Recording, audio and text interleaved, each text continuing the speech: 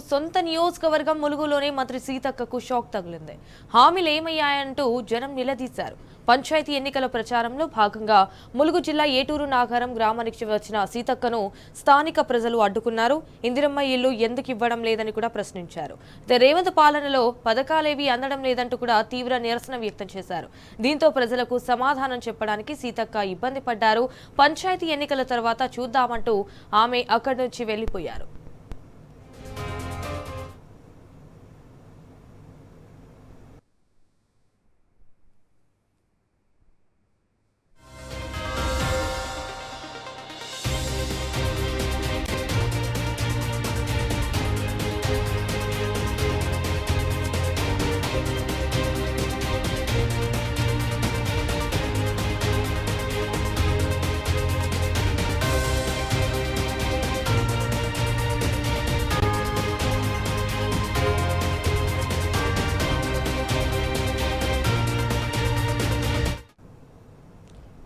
మంత్రి సీతక్కను సొంత నియోజకవర్గంలోనే జనం అడ్డుకోవడంపై మరిన్ని వివరాలను మా ప్రతినిధి రవికాంత్ ఫోన్ ద్వారా అందిస్తారు. రైట్ రవికాంత్, చెప్పండి, ఇటు సీతక్కను జనం అడ్డుకోవడంపై మీ దగ్గర ఉన్న అప్డేట్స్ ఏంటి? సంజన, గ్రామీణాభివృద్ధి పంచాయతీరాజ్ శాఖ మంత్రి సీతక్కకు సొంత నియోజకవర్గంలోనే నిరసన చెగ తగిలింది. గ్రామ పంచాయతీ ఎన్నికలకు సంబంధించి కాంగ్రెస్ పార్టీ బలపరిచిన అభ్యర్థుల తరఫున ప్రచారానికి వెళ్ళినటువంటి సందర్భంలో ప్రజలు పథకాలకు సంబంధించి కాంగ్రెస్ అమలు చేస్తున్నటువంటి పథకాలు మాకు అర్హులుగా ఉన్నా మాకు చేరలేదన్నటువంటి అంశాన్ని ఆమెకు తెలియజేసి కలిగినటువంటి పరిస్థితి మనకు కనిపిస్తా ఉంది. ఏటూరు నాగారం మేజర్ గ్రామ పంచాయతీలో ఇవాళ మంత్రి సీతక్క ఎన్నికల ప్రచారం నిర్వహించినటువంటి సందర్భంలో ప్రజల నుంచి నిరసన సెగైతే తగిలింది. ఇవాళ సీతక్క పర్యటన కూడా మనం చూసినట్టయితే ఏటూరు నాగారం మేజర్ గ్రామ పంచాయతీకి సంబంధించి 4, 5, 6వ వార్డుల్లో ఆమె ఇంటింటి ప్రచారంలో పాల్గొన్నారు. ఏ ఇంటికి వెళ్ళినా కూడా నిరసన సెగ కనిపిస్తా ఉంది. మనం చూసాము ఇందిరమ్మ ఇళ్లకు సంబంధించి ములుగు నియోజకవర్గంలో ఎంత ఇబ్బందికరమైన పరిస్థితి ఉంది. మాకు కావాలంటే మాకు ఇల్లు కావాలి, అర్హులుగా ఉన్నా మాకు కేటాయించలేదని చెప్పి నియోజకవర్గ వ్యాప్తంగా ఇందిరమ్మ ఇళ్లను కేటాయించేటువంటి సందర్భంలో పెద్ద ఎత్తున నిరసనలు కనిపించాయి. కొంతమంది ఆత్మహత్య యత్నాలు కూడా చేసుకున్న మనం చూసాము. ఇవాళ గ్రామ పంచాయతీ ఎన్నికలకు సంబంధించి ప్రచారానికి వెళ్ళినటువంటి సందర్భంలో మంత్రి సీతక్కకైతే ప్రజల నుంచి నిరసన తెగ తగిలింది.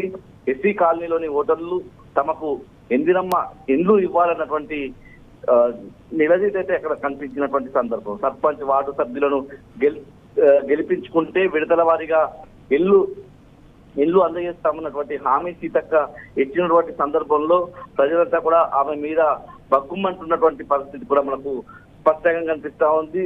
మరోవైపు ఈ ఎన్నికల ప్రచారానికి సంబంధించి మంత్రులు కావచ్చు, ఎమ్మెల్యేలు కావచ్చు, ఆయా గ్రామాల్లో పర్యటించేటువంటి సందర్భంలో కాంగ్రెస్ అభ్యర్థుల తరఫున ప్రచారానికి వెళ్ళేటువంటి సందర్భంలో బీఆర్ఎస్ ప్రచార రథాలు కావచ్చు, బీఆర్ఎస్ తరఫున ప్రచారానికి వచ్చిన వాళ్ళు ఎవరైతే ఉన్నారో బీఆర్ఎస్ బలపరిచిన అభ్యర్థుల తరఫున ప్రచారానికి వెళ్లే వాళ్ళను అడ్డుకుంటున్నటువంటి పరిస్థితి. బీఆర్ఎస్ బలపరిచిన అభ్యర్థులను ఎక్కడికక్కడ ఈ ప్రచారం అయిపోయిన తర్వాతే మీరు బయటికి రావాలని సూచించేటువంటి పరిస్థితి. ఎక్కడికక్కడ బీఆర్ఎస్ ప్రచార రథాలను అడ్డుకుంటున్నటువంటి దాఖలాలు కనిపిస్తా ఉన్నాయి. ఏటూరు నగరంలోనూ ఇదే పరిస్థితి మనకు నేపథ్యంలో సీతక్క ప్రచార నేపథ్యంలో ప్రచార రథాలను పోలీసులు అడ్డుకున్నటువంటి సందర్భం కనిపించింది. ఇవాళ సీతక్క పర్యటన సందర్భంగానే ఒక బీఆర్ఎస్ ప్రచార రథాలను ఏటునారంలో మాత్రమే అడ్డుకోలేదు. వర్ధనపేట నియోజకవర్గంలో ఇవాళ కేఆర్ నాగరాజు పర్యటన సందర్భంగా కూడా పర్వతగిరి మండలానికి సంబంధించి అక్కడ పర్యటిస్తున్నటువంటి క్రమంలో బీఆర్ఎస్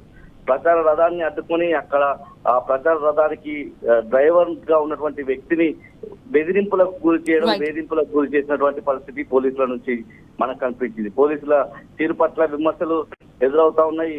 ఏ పార్టీ బలపరిచిన అభ్యర్థి తరఫున ఆ పార్టీకి సంబంధించిన నాయకులు వచ్చి ప్రచారం చేసే అవకాశం ఉంటుంది. ఎందుకంటే సర్పంచ్ ఎన్నికలంటే గుర్తులేని ఎన్నికలుగా ఉంటాయి కాబట్టి ఏ పార్టీ బలపరిచిన అభ్యర్థి తరఫున వచ్చినప్పుడు వాళ్ళను స్వేచ్ఛగా ఇలాంటివి చేయాల్సి ఉంటుంది. పూర్తి స్థాయిలో వాళ్ళని విధంగా అడ్డుకోవడము, ఏదైతే పథకాలకు సంబంధించినటువంటి ప్రశ్నించిన వాళ్ళను పక్కకు తీసుకువెళ్లి ఇబ్బందులకు గురి చేయడం అనేది ప్రజాస్వామ్యంలో పద్ధతి కాదు, ఇది మంచి విధానం కాదన్నటువంటి విమర్శలు అయితే ప్రజాస్వామిక వాదుల నుంచి ఇలాంటి ఘటనలకు సంబంధించి మనకు వినిపిస్తా ఉన్నాయి. All right, thank you for the updates.